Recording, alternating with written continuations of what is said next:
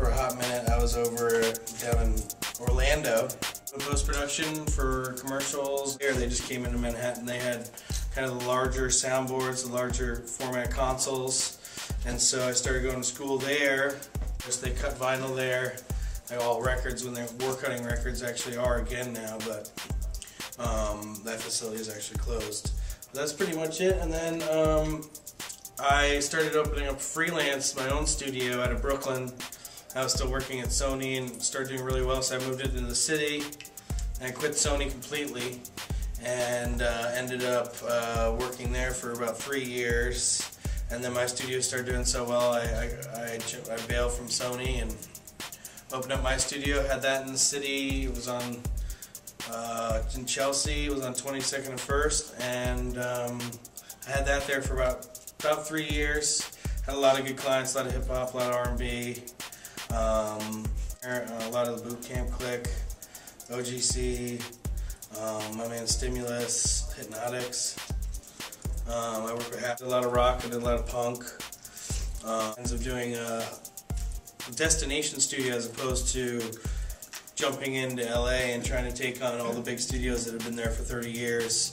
Santa Monica alone had over 500 studios. That was a pretty healthy competition at the time. Studio here, and it took about 1.5 years to build this place. It was a really long, healthy build. It's about 7,000 square feet facility.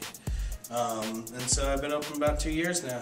We've worked here since I opened, or artists, and we've had a few. We had Katy Perry in here. She wrote Teenage Dream, the title track for the album. She wrote it here? Mm-hmm. Oh, cool. On the beanbag. Really? Mm-hmm. You guys will see it. Katy Perry's and she wrote one other song. She recorded the whole album here? No, she wrote 2 songs here. Okay. But Teenage Dream was definitely the hit. Oh yeah. It was the title track. That's getting all the nominations, huh? She's got nominated for a Grammy. Yeah. Nice. So that'd be cool. That would be cool. You get to meet her? Oh yeah. I hung out with her a lot. She was here every day for 10 days. You don't get to meet her. She was right next door for 10 days. You didn't even know. I didn't even know you were all like, I have a mystery guest in the studio this week. Yeah, I had to keep it on the DL. And then we had to figure out, well, actually, she doesn't really mind going outside too much. She would hang out front a little bit. Yeah. Some people would catch her and be like, oh my God, what are you doing? So it was pretty cool. And that's about it. We could go on the tour if you guys want.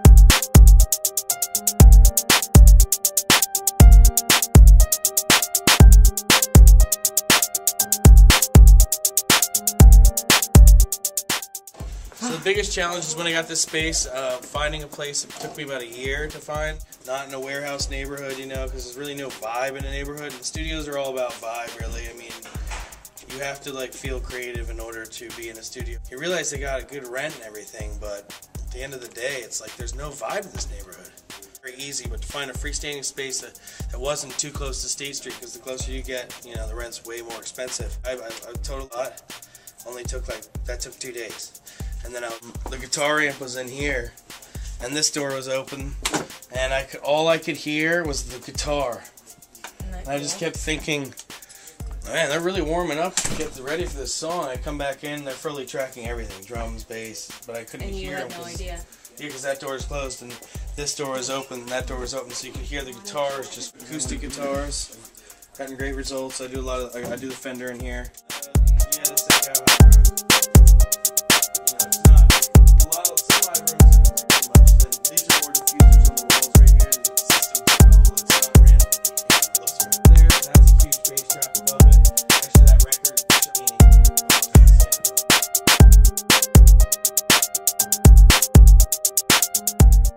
It's Jonathan. Hey!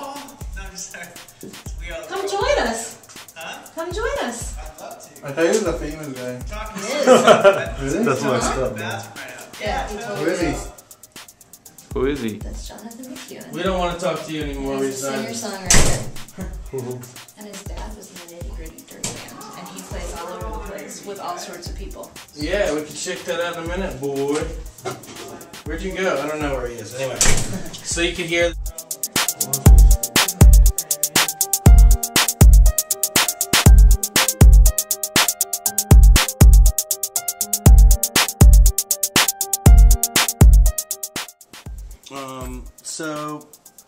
So basically all the rooms can come in here. So this is kind of like the brains of the operation, where once we have everything rolling in, close that door and all you hear is just what you're recording in the other rooms.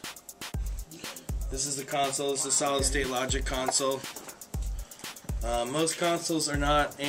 Most consoles are either analog or digital based consoles, meaning it's, you're stuck in one environment and the other. This console actually has both, where you can switch from one side to the other. You can have it either analog or digital.